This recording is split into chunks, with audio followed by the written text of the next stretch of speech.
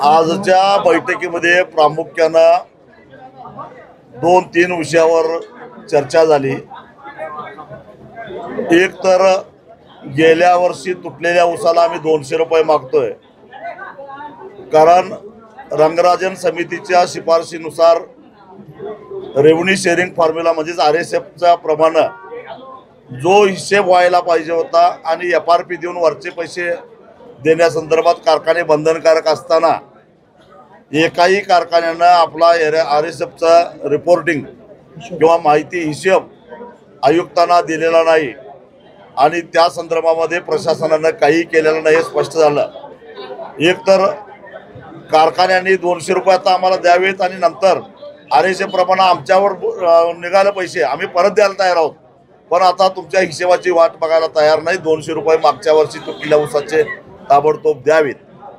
या वर्षी तुटणाऱ्या ऊसाच्या बाबतीत बोलायचं झालं तर काही साखर कारखान्यांनी आम्ही FRP पेक्षा जास्त देतो असं डांगोरा पिटत, कुणी 3400 कुणी 3450 अशा पद्धतीनं उचल जाहीर केलेली आहे। परंतु या कारखान्यांनी तोडणी वाहतुकीमध्ये भरमसाठ खर्च दाखवून मूळ आमचा कायदेशीररित्या जे काही FRP दिसते त्याच्यामध्ये हे केलं आहे, म्हणून त्यांची FRP कमी दिसायला लागलेली आहे। त्यामुळं या कारखान्यांनी बहुतेक सगळे सभासद साखर कारखान्याचे 25 किलोमीटरच्या आत आहेत आणि सभासदांची त्यांच्या शेतापासूनची कारखान्यापर्यंतची वाहतूक आणि तोडणी 750 रुपये पेक्षा जास्त होऊ शकत नाही त्यांच्याच रेट कार्ड प्रमाणे। मग या कारखान्यांनी 950, 1000 रुपये, 1100 रुपये तोडणी वाहतूक दाखवून आमचा टनापाठीमागे 300 ते 350 रुपये FRP कमी केलेला आहे आणि त्यामुळं या कारखान्यांनी FRP दिली म्हणून आम्ही त्यांना कारखाना चालू होऊन देणार नाही। आमचा हिशेब करून जी 3600-3700 रुपये आमचा तोडणी वाहतूक जातात जी काय रक्कम बसते ती दिल्याशिवाय आम्ही ते कारखाने सुरू होऊन देणार नाही।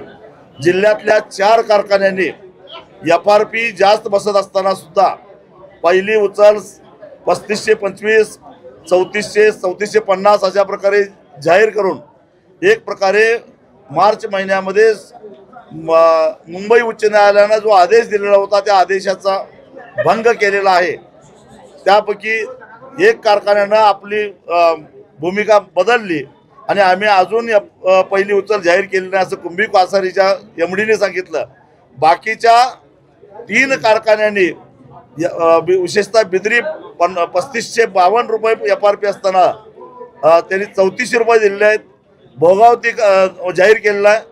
भोगावती कारखान्याची FRP 3600 रुपये असताना त्यांनी 3400 रुपये जाहीर केलेले आहे। त्याचबरोबर दालमिया 3642 रुपये त्यांची FRP बसत असताना त्यांनी केवळ 3525 रुपये जाहीर केलेला आहे।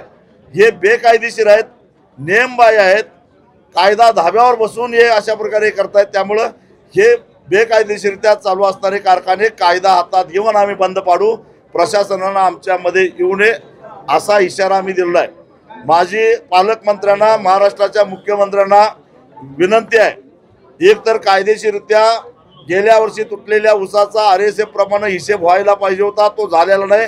आमच्यावर कायदेशीररित्या साखर कारखान्यांनी संघटितरित्या अन्याय केलेला आहे। त्याचबरोबर या वर्षी तुटणाऱ्या ऊसाच्या बाबतीत तोडणी वाहतूक भरमसाठ वाढवून आमच्यावर अन्याय केलेला आहे आणि काही कारखान्यांनी FRP निघत असताना सुद्धा पहिली उचल कमी देऊन आमच्यावर अन्याय केलेला आहे।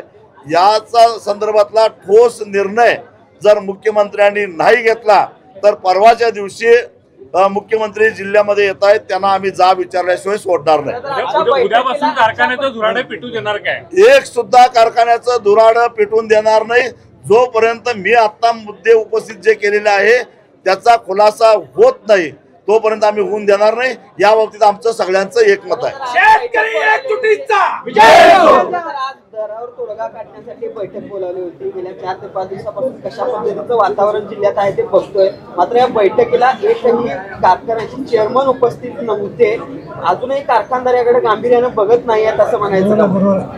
100% या प्रश्नाकडे कारखानदार बघत नाही, त्यांना मस्ती आलेली आहे आणि ती मस्ती लवकरच आम्ही उतरू।